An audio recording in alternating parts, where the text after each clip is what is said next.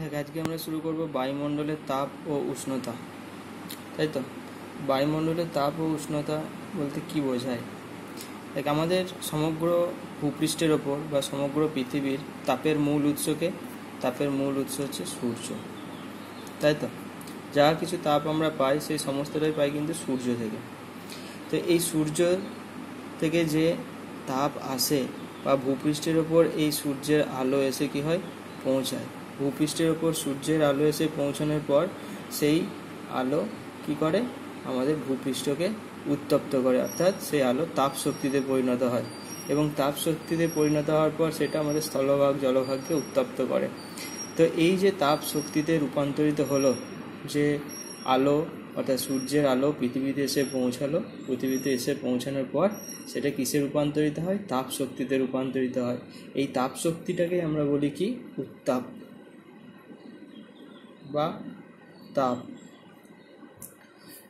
এই উষ্ণতা বা এই তাপ শক্তির যে তীব্রতা, এই তাপ শক্তির তীব্রতাকে বলা হচ্ছে উষ্ণতা। অর্থাৎ দুটোর মধ্যে একটু ডিফারেন্স আছে। তাপ শক্তির যে তীব্রতা, সেই তীব্রতাকে আমরা বলি কি, উষ্ণতা। অর্থাৎ সূর্যের আলো পৃথিবীতে এসে পৌঁছায় সেই এবং পৃথিবীকে কি করে, উত্তপ্ত করে, তাকে বলা হচ্ছে তাপ। অর্থাৎ ভূপৃষ্ঠের ওপর কোনো একটা বস্তুর মধ্যে যে তাপ শক্তি রয়েছে সেই তাপ শক্তিকেই বলা হচ্ছে উত্তাপ বা তাপ। এবং সেই উত্তাপ বা তাপ শক্তির যে তীব্রতা, যেটা ফ্যারেনহাইট, সেন্টিগ্রেড ইত্যাদির মাধ্যমে পরিমাপ করা হয়, সেই তীব্রতাটাকেই বলা হচ্ছে কি, উষ্ণতা। যাই হোক, এরপর আমরা চলে আসি পরের গুরুত্বপূর্ণ জিনিস, সেটা হলো ইনসোলেশন বা আগত সৌরকিরণ। আমাদের যে সূর্য, আমরা সাধারণত সৌরমণ্ডলে বসবাস করি, তাই তো। সৌরমণ্ডলের একমাত্র সবথেকে গুরুত্বপূর্ণ নক্ষত্র হচ্ছে কি, সূর্য। তো এই সূর্যের বহিঃপৃষ্ঠের উষ্ণতা প্রায় 6000 ডিগ্রি সেলসিয়াস। এই 6000 ডিগ্রি সেলসিয়াস বহিঃপৃষ্ঠের উষ্ণতা। সূর্যের মধ্যে হাইড্রোজেন, হিলিয়াম গ্যাসের যে অণু সবসময় কী হচ্ছে, এখানে বিস্ফোরণ ঘটছে এবং তারপর কী হয়, এই সূর্য থেকে তাপ ক্রমশ বাইরের দিকে বেরিয়ে আসে। এই ভেতরের উষ্ণতা আরও অনেক বেশি, বাইরের উষ্ণতাই হচ্ছে 6000 ডিগ্রি সেলসিয়াস এবং এই তাপ সবসময় কী হচ্ছে, সূর্য থেকে বাইরের দিকে বিকিরিত হচ্ছে। তো এই বিকিরিত তাপ সবসময় কী হয়, গোটা সৌরজগৎ জুড়ে ছড়িয়ে যায়। তো সেই যে তাপ ছড়িয়ে পড়ে, যে বিকিরিত তাপটা, সূর্য থেকে বিকিরিত তাপ যে ছড়িয়ে পড়ে, সেই তাপের প্রায় 200 কোটি ভাগ, কোনো কোনো বইয়ে সেটা 220 কোটি আছে। তো এই 200 কোটি ভাগের 1 ভাগ মাত্র পৃথিবীর দিকে আসে, ঠিক আছে।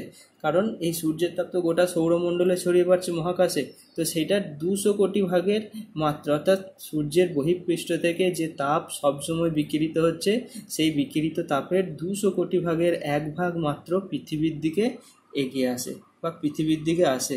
এই যে 200 কোটি ভাগের 1 ভাগ পৃথিবীর দিকে আসে, তাকেই বলা হচ্ছে কি, আগত সৌরকিরণ। আগত, এগিয়ে আসে পৃথিবীর দিকে, তাই একে বলা হয় আগত সৌরকিরণ, বা এর ইংরেজি থেকে বলা হয় ইনসোলেশন। ইনসোলেশন কথাটা কোত্থেকে এসছে? ইনসোলেশন কথাটা এসছে ইনকামিং সোলার রেডিয়েশন।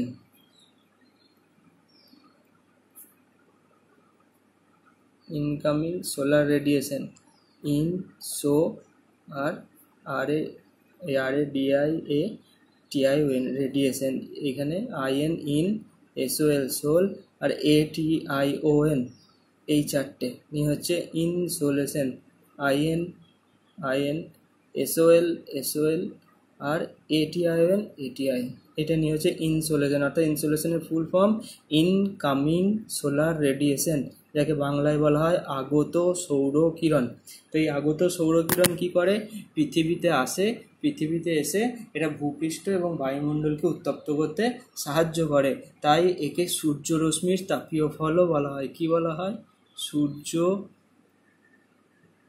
রশ্মির তাপীয় ফল। কারণ কি না, এটা এই সূর্যরশ্মি পৃথিবীতে এসে বায়ুমণ্ডলকে উত্তপ্ত করতে এবং ভূপৃষ্ঠকে উত্তপ্ত করতে সাহায্য করে, তাই একে সূর্যরশ্মির তাপীয় ফলও বলা হয়ে থাকে। এবার এই যে 200 কোটি ভাগের 1 ভাগ, এটা কি সবটাই পৃথিবীকে উত্তপ্ত করতে পারে? সেটাই আমরা এবার দেখব। যে এই যে 200 কোটি ভাগের 1 ভাগ আসে, সেটাকে যদি আমরা শতাংশে 100% ধরে নিই, 200 কোটি ভাগের 1 ভাগটাকে যদি আমি 100% ধরি, তাহলে দেখা যায় যে যখন এই সূর্য প্রথমে বায়ুমণ্ডলে প্রবেশ করলো, বায়ুমণ্ডলের মধ্যে সেটা সমস্ত স্তরগুলোকে পেরিয়ে আস্তে আস্তে কিন্তু কোনো স্তরকে উত্তপ্ত করে না, কারণ এই সূর্যরশ্মির যে তাপ, সেই তাপ ক্ষুদ্র তরঙ্গরূপে পৃথিবীতে প্রবেশ করে। কি তরঙ্গ? ক্ষুদ্র তরঙ্গরূপে। এটা মনে রাখবে যে সূর্য থেকে যে তাপ পৃথিবীতে বা বায়ুমণ্ডলে প্রবেশ করে, সেই তরঙ্গটা হয় ক্ষুদ্র তরঙ্গরূপে। তো ক্ষুদ্র তরঙ্গরূপে যখন বায়ুমণ্ডলে প্রবেশ করে, তখন কিন্তু সে বায়ুস্তরকে উত্তপ্ত করে না, ডাইরেক্ট গিয়ে উত্তপ্ত করে ভূপৃষ্ঠকে। কিন্তু তার আগে কতগুলো ঘটনা ঘটে। কি ঘটে না, এই যে বায়ুমণ্ডলে প্রবেশ করার পর এই যে আগত সৌরকিরণের প্রায় 25%, 25% কি হয়, মেঘ থেকে, মেঘে প্রতিফলিত হয়। যে ট্রপোস্ফিয়ারের মধ্যে যে মেঘ থাকে, সেই মেঘে এই আগত সৌরকিরণ এসে ধাক্কা খায় এবং 25% সেই মেঘে প্রতিফলিত হয়ে পুনরায় মহাশূন্যে ফেরত যায়, যেটা পৃথিবীর ভূপৃষ্ঠতে আসে না। সেটা কি হয়, মেঘ থেকেই প্রতিফলিত হয়ে পুনরায় মহাশূন্যে ফেরত চলে গেল। কত? 25%। বায়ুমণ্ডলের মধ্যে বিভিন্ন ধূলিকণা থাকে ট্রপোস্ফিয়ারে, সেই ধূলিকণা থেকে 7% প্রতিফলিত হয়ে মহাশূন্যে ফেরত চলে যায়, যেটা পৃথিবীতে আসে না। আর পৃথিবীতে যেটা এলো, সেই পৃথিবীতে আসার পর পৃথিবীর ওপরে যে সুমেরু এবং কুমির অঞ্চল, যে বরফকণা, যে মরুভূমি অঞ্চলে যে বালি স্তর, সেই বালি স্তর এবং বরফের স্তরে কি হয়, প্রতিফলিত হয়ে 2% আলোক রশ্মি কি করে, এই ফেরত চলে যায়। অর্থাৎ 25% মেঘপুঞ্জ থেকে, 7% ধূলিকণা থেকে, আর 2% সরাসরি ভূপৃষ্ঠ থেকে, তাই তো? এই তিনটে মিলে হচ্ছে কত? 34%। এই 34% যে আলোক রশ্মি ভূপৃষ্ঠ এবং বায়ুমণ্ডলকে কোনোভাবে উত্তপ্ত না করে পুনরায় মহাশূন্যে ফেরত চলে যায়, একেই বলা হয় সূর্যরশ্মির অ্যালবেডো। বোঝা গেল কি বলা হয়? অ্যালবেডো। এই অংশটাকে, যে আগত সৌরকিরণের 25% মেঘপুঞ্জ থেকে, 7% বাতাসে ভাসমান ধূলিকণা থেকে এবং 2% সরাসরি ভূপৃষ্ঠ থেকে প্রতিফলিত হয়ে পুনরায় মহাশূন্যে ফেরত চলে যায়। এরা আমাদের ভূপৃষ্ঠ এবং বায়ুমণ্ডলকে উত্তপ্ত করতে কোনো কাজে লাগে না, তাই একে বলা হয় অ্যালবেডো। অর্থাৎ টোটাল 100% আসছিল, 100% থেকে আমার 34% বাদ চলে গেল, কোনো কাজে লাগলো না, পড়ে রইল কত? 66%। অর্থাৎ এখান থেকে 100% থেকে এখানে 34% বাদ চলে গেল, পড়ে রইল কত? 66%। অর্থাৎ 66% আলোক রশ্মি কোথায় আসে? ভূপৃষ্ঠের দিকে এগিয়ে আসে, ঠিক আছে? এবং এই 66% আলোক রশ্মি ভূপৃষ্ঠ এবং বায়ুমণ্ডলকে উত্তপ্ত করতে সাহায্য করে। তাই এই 66%কে বলা হয় কার্যকরী সৌর বিকিরণ। কি বলা হয়? কার্যকরী সৌর বিকিরণ। অর্থাৎ এরা আমার কাজে লাগছে, ঠিক আছে? কি কাজে লাগছে? ভূপৃষ্ঠ এবং বায়ুমণ্ডলকে উত্তপ্ত করতে কাজে লাগছে, তাই এদেরকে বলা হয় কার্যকরী সৌর বিকিরণ। এই যে 66% বা 66% আমি দেখলাম, এই 66%-এর মধ্যে কি হয়, বায়ুমণ্ডল সরাসরি 19% কি করে, শোষণ করে নেয়। বোঝা গেল? বায়ুমণ্ডল সরাসরি 19% শোষণ করে নেয় তাপকে। তাহলে ভূপৃষ্ঠে এসে পৌঁছালো কত পার্সেন্ট? 47%। অর্থাৎ 47% সরাসরি ভূপৃষ্ঠে এসে পৌঁছালো উত্তপ্ত করার জন্য, আর 19% সরাসরি বায়ুমণ্ডল কি করে, শোষণ করে বায়ুমণ্ডল উত্তপ্ত হয়ে গেল। আর 47% কোথায়? ভূপৃষ্ঠকে এসে প্রথমে উত্তপ্ত করে, তারপর ভূপৃষ্ঠ থেকে সেই তাপ ক্রমশ বিকিরিত হয়ে হয়ে বায়ুমণ্ডলের পরবর্তী স্তরগুলো কি হয়, উত্তপ্ত হয়ে থাকে। এইভাবে কি হয়, আমাদের যে সৌর বিকিরণ, সেই সৌর বিকিরণ পৃথিবীতে কি করে, তাপ ছড়িয়ে দেয় বা ভূপৃষ্ঠ এবং বায়ুমণ্ডলকে উত্তপ্ত করে। তাহলে এই 66% অর্থাৎ 47% প্লাস 19% মিলে হচ্ছে 66%। এই অংশটা কি করে, কার্যকরী সৌর বিকিরণ হিসাবে থাকে।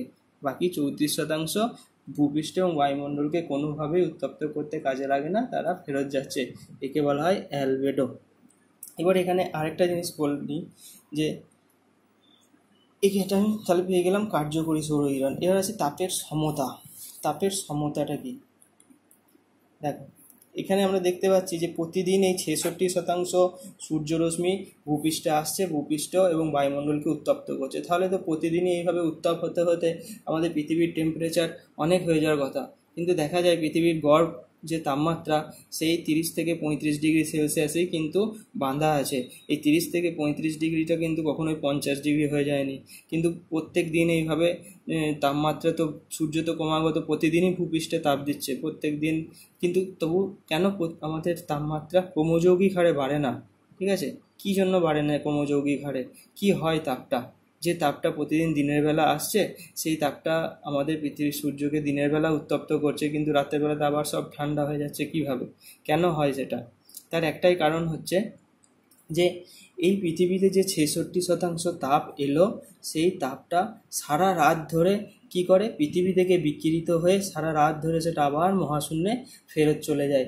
যে পরিমাণ তাপ পৃথিবীতে এলো, ঠিক সমপরিমাণ তাপ রাত্রিবেলা বিকিরিত হয়ে পুনরায় মহাশূন্যে ফেরত চলে যায়। ফলে পৃথিবীর যে গড় উত্তাপ, সেই গড় উত্তাপ কিন্তু একই থেকে যায়। পৃথিবীর গড় উত্তাপের কোনো হেরফের হয় না। সেই কারণে পৃথিবীতে যে তাপ, সেই তাপ ক্রমযৌগিক হারে বৃদ্ধি পায় না। কি হয়, তাপ একই থেকে যায়।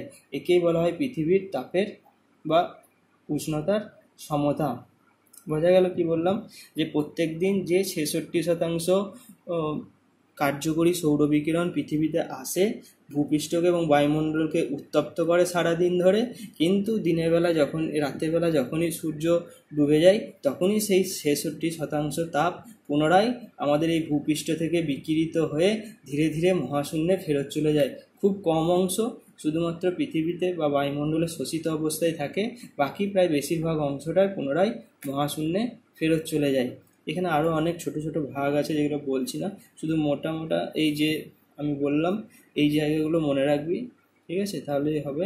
তাহলে আর একবার আমি ছোট্ট করে বলে নিই, যে সাম আপ করে দিই, যে পৃথিবীতে যে তাপমাত্রা আসছে 200 কোটি ভাগের 1 ভাগ, সেটাকে আমরা বলছি কি আগত সৌরকিরণ।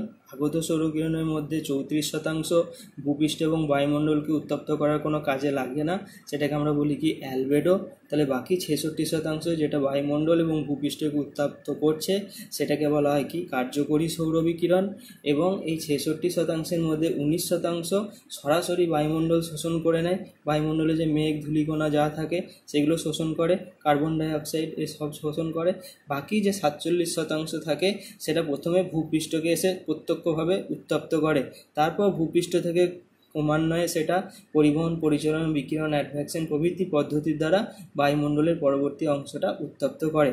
এবার সারা দিন ধরে যে পরিমাণ তাপ পৃথিবীতে আসে, সারা রাত ধরে খুব অল্প পরিমাণ বাদ দিয়ে বাকি পুরো অংশটাই পুনরায় মহাশূন্যে ফেরত চলে যায়। এই জন্য কি হয়, পৃথিবীর যে গড় তাপমাত্রা, সেই গড় তাপমাত্রা ক্রমযৌগিক হারে বৃদ্ধি পায় না, সেই তাপমাত্রা কি হয়, একই থেকে যায়। গড় তাপমাত্রা পৃথিবীর একই থাকে। তো পৃথিবীর এই যে তাপমাত্রার কোনো হ্রাস বৃদ্ধি ঘটছে না, যে পরিমাণ তাপ দিনের বেলা আসছে ঠিক সমপরিমাণ তাপ পুনরায় ফেরত চলে যাচ্ছে, একেই বলা হয় কি তাপের সমতা বা উত্তাপের সমতা। বোঝা গেল? না বুঝলে আমাকে জানাবে।